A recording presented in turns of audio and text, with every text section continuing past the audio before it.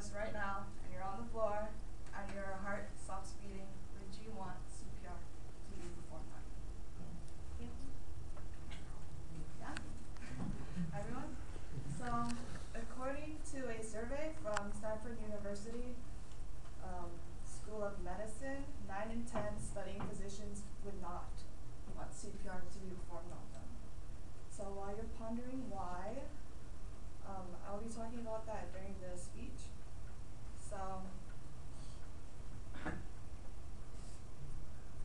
as humans, we have something called hero syndrome where we like to have recognition through a disparate situation.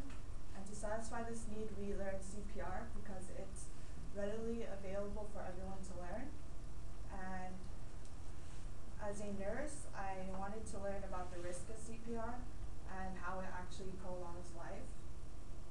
And it's important to learn CPR because it gives you a tool to be able to save a loved one in case someone does have cardiac arrest. And I'm going to be talking about what CPR is, what it's meant to do, and the risk of performing CPR. So, what is CPR? CPR stands for cardiopulmonary resuscitation, and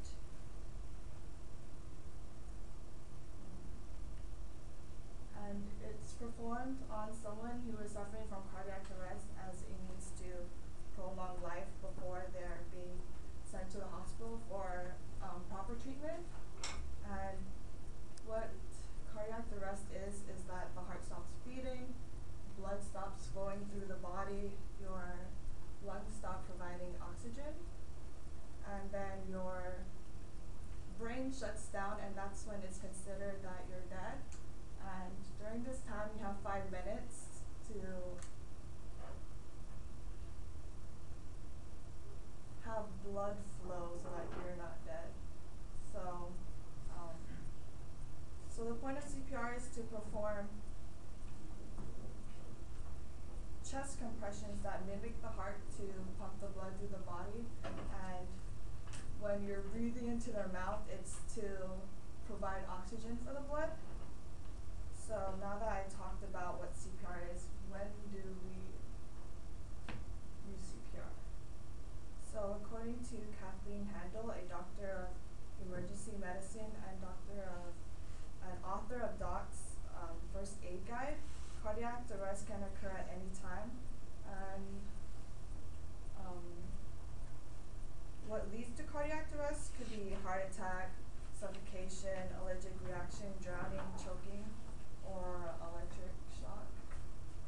And now that I've discussed what CPR is and when to use CPR, I'm going to talk about the life-saving attributions of CPR. So, our chances of surviving a cardiac arrest is actually doubled from CPR. And statistics show that nearly 383,000 cardiac arrests occur annually, and 88% of them occur at home.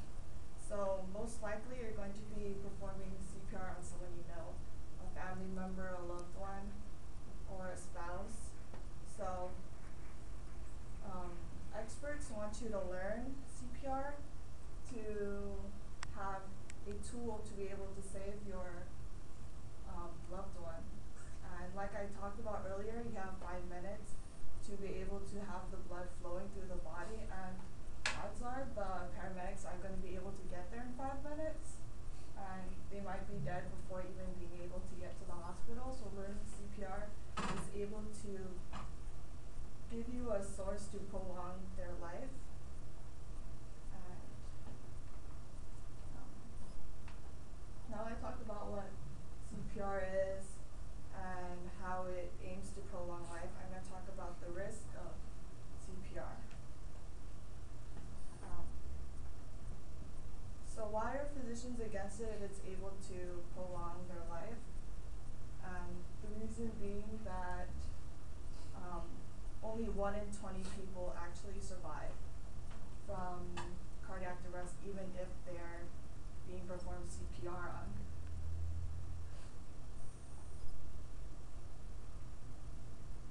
even when CPR is performed and paramedics come, the patient may suffer from broken ribs, damaged airways, internal bleeding, brain damage, and oxygen deprivation. And Dhruv Kular, a resident and internal medicine at the Massachusetts hospital, describes a patient who had received CPR. And he says, she was a frail woman in her mid-80s, barely conscious, vomiting with broken ribs and a bruised lung. Her stomach was bloated and her chest was bleeding. She looked more like a survivor of CPR than cardiac arrest. So, presenting this scenario, how many of you guys would still want to perform CPR? Oh, she died, by the way, the old lady. Oh my god.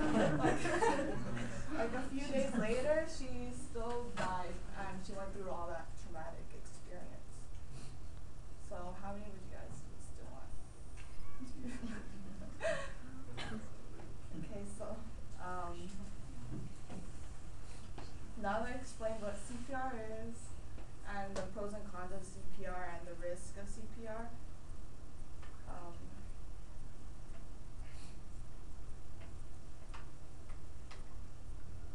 gonna end the speech.